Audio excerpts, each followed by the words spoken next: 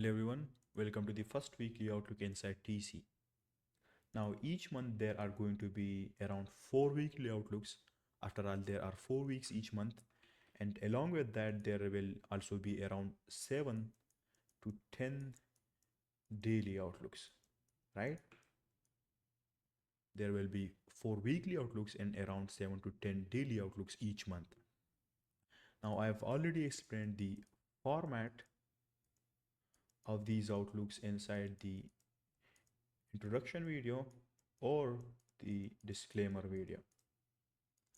So if you haven't watched that video, I'd highly suggest you do so, because in that video I've explained some important and some extremely important details and intricacies regarding these outlooks and regarding the approach that you should have while going through this content and while learning from it, right? I've explained that approach in that disclaimer video as well. So if you haven't watched it, I'd highly suggest you do so. Now, enough of that, let's get into the video. Now, obviously, as I said before, the weekly outlooks are going to consist of a top-down analysis, right? It will consist of a top-down analysis from the monthly down to the 4 hour time frame, right? We will go through the monthly, the daily, the weekly, and then the 4 hour time frame in these inside these weekly outlooks. And in it, I'll be determining my higher time frame directional buys live in front of you on a daily and weekly basis, so that you could learn exactly how to determine a higher time frame directional bias for yourself. Inside these outlooks, I'll also be building a market context live in front of you so that you could see exactly how it is done. I'll be building a market narrative as well so that you could see exactly how you could replicate it yourself. Right? I will have three objectives inside these outlooks. First of all, to determine a directional bias, right? To build a market context and to build a proper narrative. These will be my three main objectives inside these weekly outlooks, and I'll be doing my analysis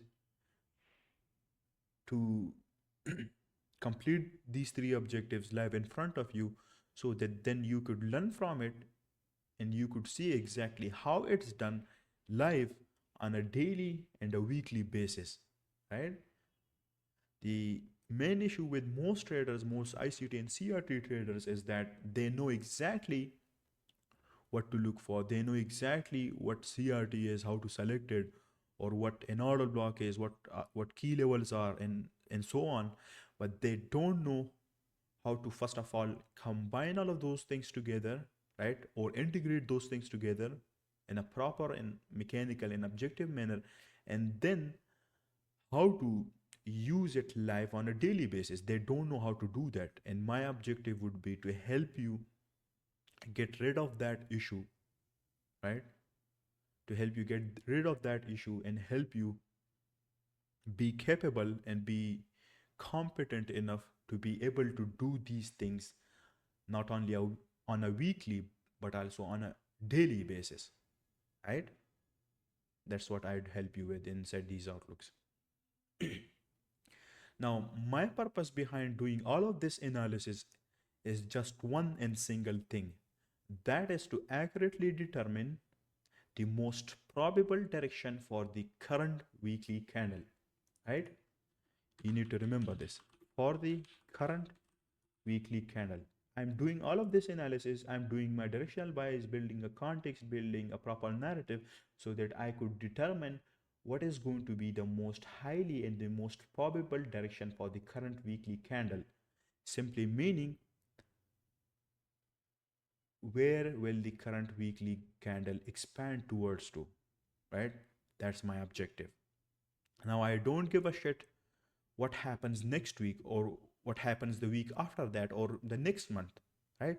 I don't care about those things. All I care about is what is going to happen this current week and how can I exploit prices direction on the lower time frame for the current week, right? That's my objective. Just the current weekly candle, right? Not the next week, not the next month, right? Just the current weekly candles direction. And then once I've accurately done that and I've ended the week, then next week I'll come back again and do my analysis again for the next week, right? That's something that's an issue for the next week, right? My only concern for this current week is just to determine the current weekly candles direction, right? And regarding the next week's, that's an issue and that's a concern for the upcoming weeks, right? And we do that inside the next weekly outlook for the next week, right? You need to remember that. Now, again, let me reiterate it. If you haven't watched the introduction video or the disclaimer video, then I'd highly recommend you to do so, right? I won't repeat it again. Now, enough of that. Let's actually get into the outlook. First of all, I'm going to start with the monthly time frame right here. And on the monthly time frame, I've got two objectives. But I've got two objectives. First of all, to determine my long-term drawn liquidity. And second, to build a market context, right? These are my two main objectives on the monthly time frame. To build a market context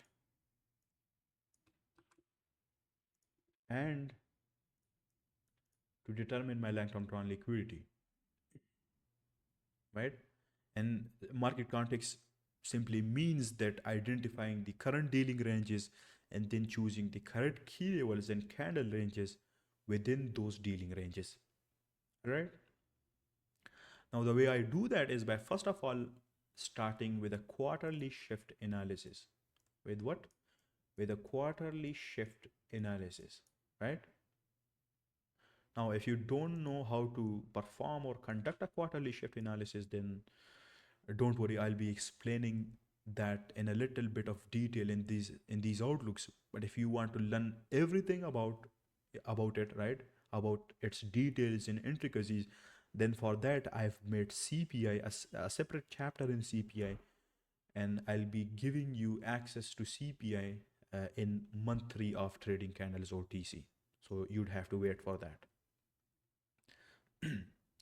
So the idea and main premise of quarterly shifts is that every 3 to 4 months, right? Every 3 to 4 months, there is a quarterly shift, meaning every 3 to 4 months, price changes its direction, its market profile, its order flow, and so on, right? Let me reiterate it again. Every 3 to 4 months or every quarter, price changes. What does it change? It changes three things. It changes its direction, it changes its market profile, and it changes its order flow. That's exactly what price does. Every 3 to 4 months, it changes its direction, its market profile, and its order flow.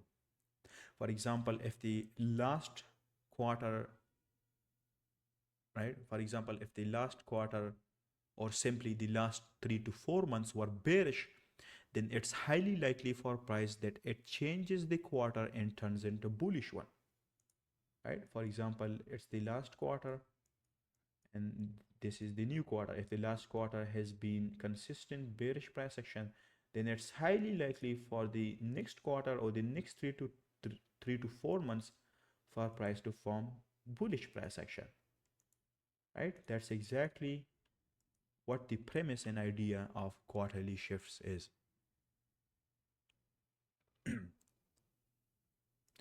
Similarly, if the last quarter, right, if the last quarter or the last 3 to 4 months were consolidation, then it's highly likely for price to form a manipulation profile and then form another expansion profile in the next quarter, right? That's the idea. But you need to remember that this alone isn't enough to build a directional bias, right? This is just the start of our analysis to see the macro view of the markets and to see what's the fundamental view of the market based on this macro perspective, right? This is how we do our quarterly shift analysis. And then after the quarterly shift analysis is done, right? The quarterly shift analysis is done. The next step for us is then to do the seasonal tendency analysis, right? What we do is we combine our quarterly shift analysis with our seasonal tendency analysis and we see whether they support each other's ideas or premises or not. And if they are in alignment with each other, right? If they are in alignment with each other, then that builds a macro view for us, which then we have to support and back up with our technical and ICT and CRT analysis, right? Hear it again. Just these two things alone aren't enough to build a strong or a strengthful directional bias. Our job is then to make sure that the technical aspect of our analysis supports it. Otherwise, it won't get any precedence, it won't get any priority, right? The main priority for us is always our technical aspect of our analysis, which is basically dealing ranges, key levels, candle ranges, and so on, right? You need to remember that. Now, let's look at the charts and let's perform those two analyses, quarterly shift analysis and seasonal tendency analysis, and let's see what we've got. So first of all, if we look at this price action right here from the month of October, how does it, no, from the month of October, how is it pronounced? From the month of October to December and then January, right? If we look at this price action, then you could see that these 3 to 4 months, these 3 to 4 months worth of price action was extremely bearish, and we had an expansion leg lower, right? You could easily see that. You can clearly see that. Now, based on quarterly shift, if the last quarter or simply the last 3 to 4 months, right? 1, 2, 3, right? If the last 3 months or 4 months were of a particular consistent order flow or market profile, then it's highly likely that the next month we could have a shift in structure, we could have a shift in the order flow, we could have a shift in the market profile, and we could have a shift in the direction of the market, right? And what we can see is the last quarter, which is from October to December, we had bearish price action. We formed consistent bearish price action. And along with that, based on market profile, we had an expansion leg lower. We had an expansion profile, right? These 3 months, not only we had bearish order flow, but also according to market profile and based on market profiles, we had an expansion market profile lower. So the next highly likely thing for price to do the next quarter or the next 3 to 4 months is to form bullish price action based on order flow, meaning that the order flow will change from a bearish one to a bullish one. And based on market profile, the initial market profile, which was an expansion profile, it could change to either a ranging profile or a reversal profile. We know that based on market profiles, if the last market profile was a consolidation or a ranging profile, then we could only have one likely outcome, that is either an expansion higher or an expansion lower. But if the last quarter was an expansion profile like this one, then the only two outcomes we can have is, first of all, number one, a ranging profile, and number two, a reversal profile, right? These are the only two outcomes we can have after an expansion profile. And you can see that the last quarter or the last 3 months were an expansion profile or an expansion market profile. So the next highly and likely outcome for price is to either form a ranging profile or a reversal profile. Now, to confirm whether if it could be a ranging profile or a reversal profile, that is done through the help of dealing ranges and key levels, right? And the CPI students might already know this, but I'll also explain it later for you guys in the video as well, right? We can have a ranging or a reversal profile.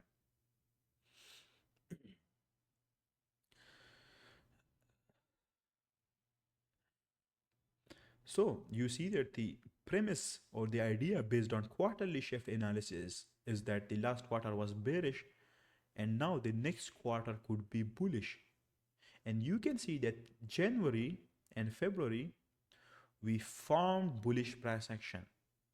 And now my expectation for this current week or this current monthly candle, the month of March, is for price to continue that bullish price action and expand higher, right? My anticipation and expectations are bullish for the month of March, right?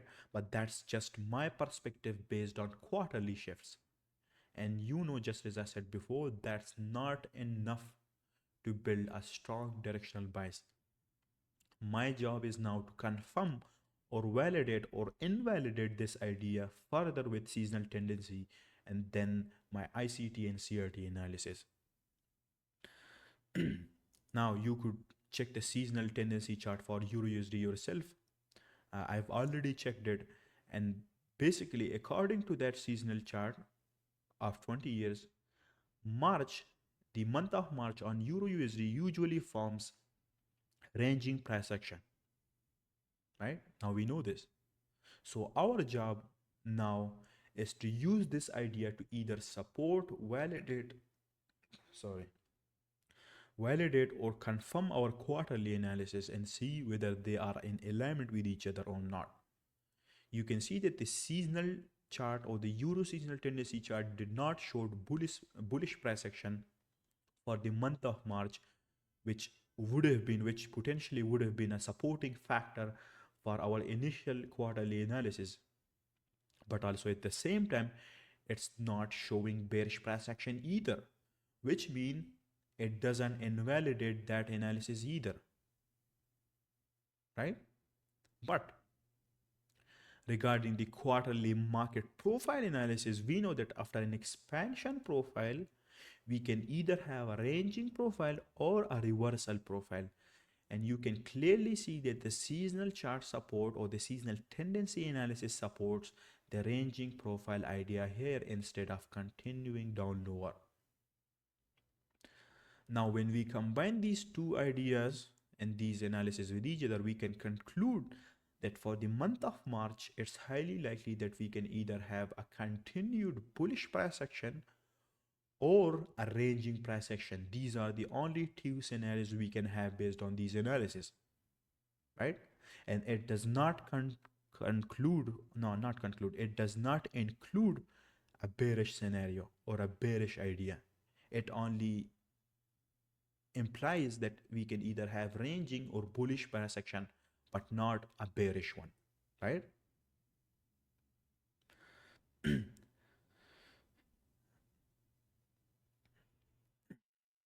So now that that's done, our job is now to conduct our ICT and CRT analysis, right? For two purposes. First, to see whether they support this macro, quarterly, and seasonal analysis or not. And second, to accurately determine the higher time frame drawn liquidity based on key levels and candle ranges once the initial step is done.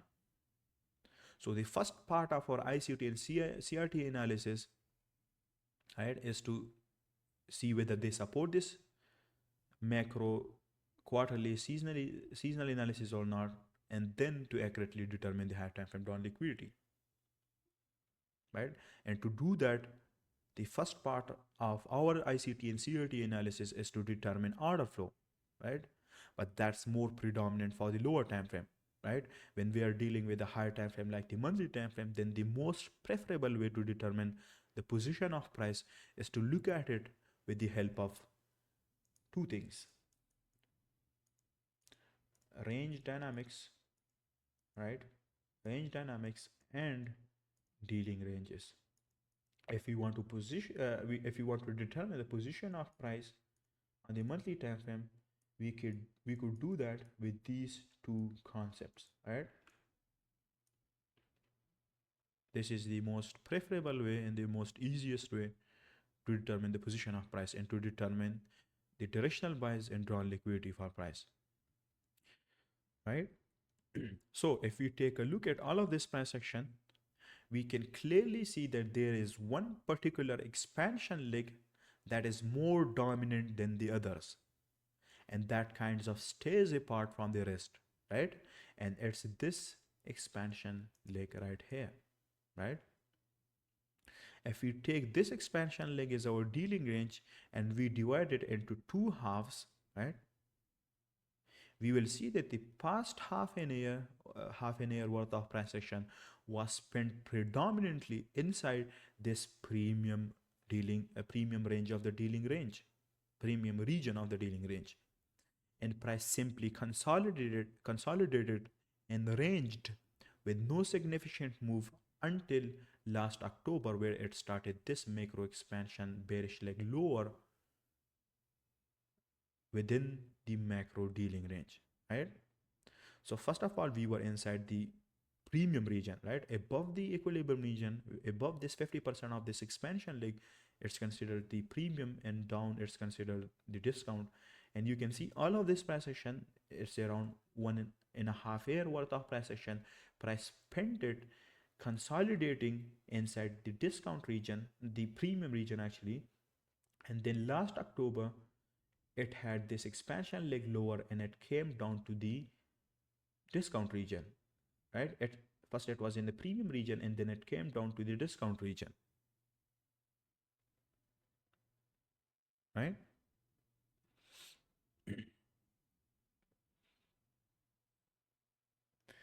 And with this micro expansion leg lower, you can see what price did is that it came down lower to the discount region of this dealing range after 2 complete years, right? For 2 consecutive years, it was inside the premium region, and then after 2 complete years, after consolidating here, doing nothing, making no significant move, it came down to the discount region of this expansion leg in this dealing range, right? Now we know that based on dealing ranges, if price is in the discount region, it will tend towards the premium region. And if it's inside the premium region, it will be inclined to move towards the discount region, right? That's the idea based on dealing ranges. And then within each premium and discount region, we get our own premium and discount respective key levels, right? Inside this discount region, you can see we've got this order block, right? We've got this order block. This is our key level.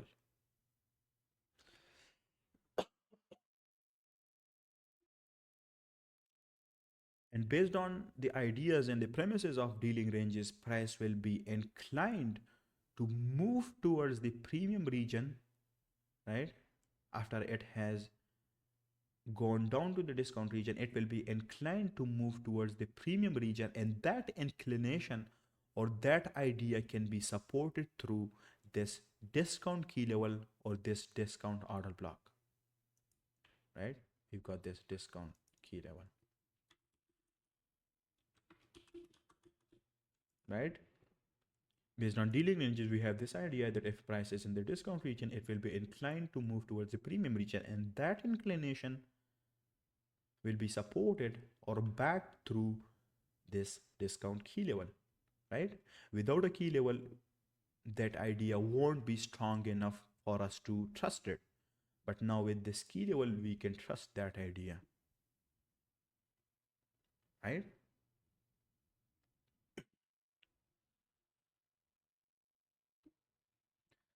Now, there's one thing that you must remember, right? I'm not saying, right? I'm going to reiterate it. I'm not saying that we are going to have huge goddamn reaction from here till this high right here, or maybe we make another higher all-time high, right? I'm not saying that, right? That's not what I mean by a reaction, right?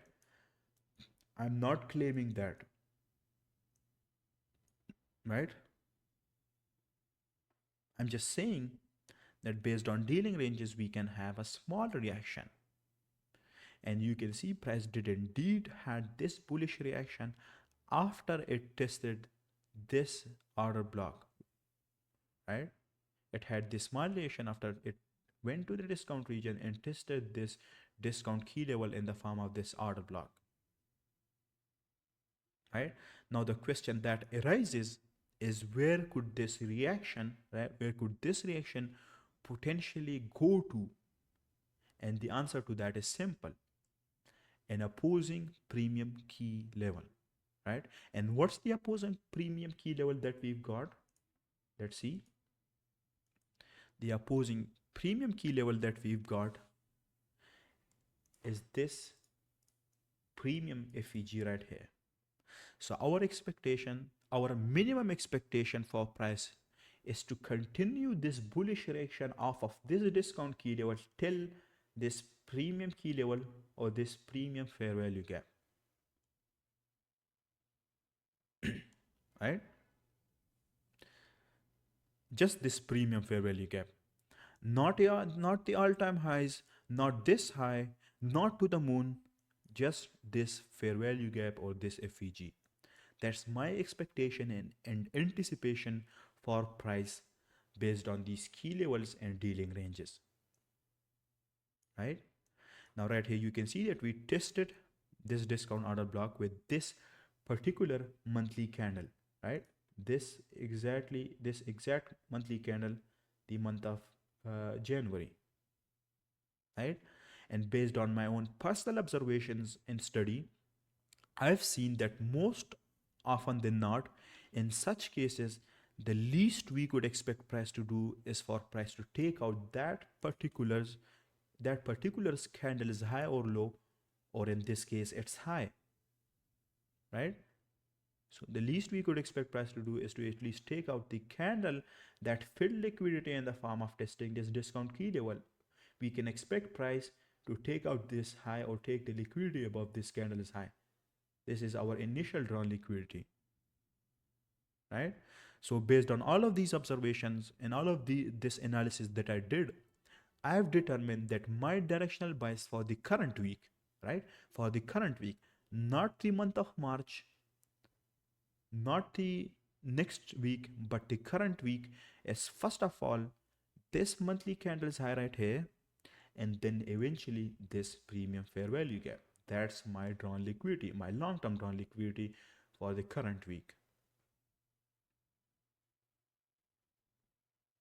right? So my drawn liquidity is this high in this FEG, and my directional bias is bullish for this current week. And the supporting key level that we've got is this discount, this discount order block right here. Along with this whole analysis, we've also got an SMT divergence with GBP USD for the fiber. What you can see right here is that first of all, we formed this low right here on the October the 2nd. No, what is it? Okay, so we formed this low, right? And then we came down lower and formed another lower low.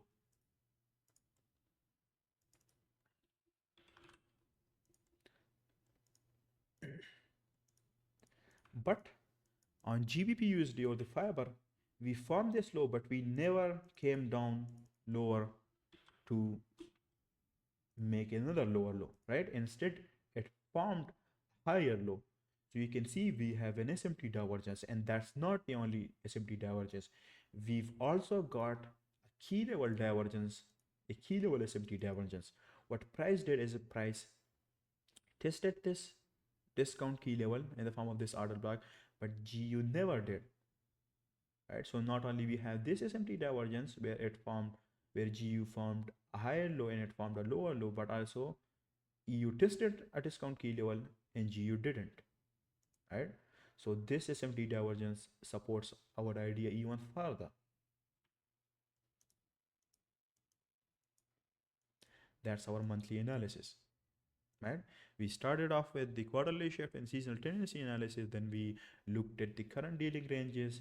We we selected the correct key levels, and then we determined our directional bias in our drawn liquidity, right?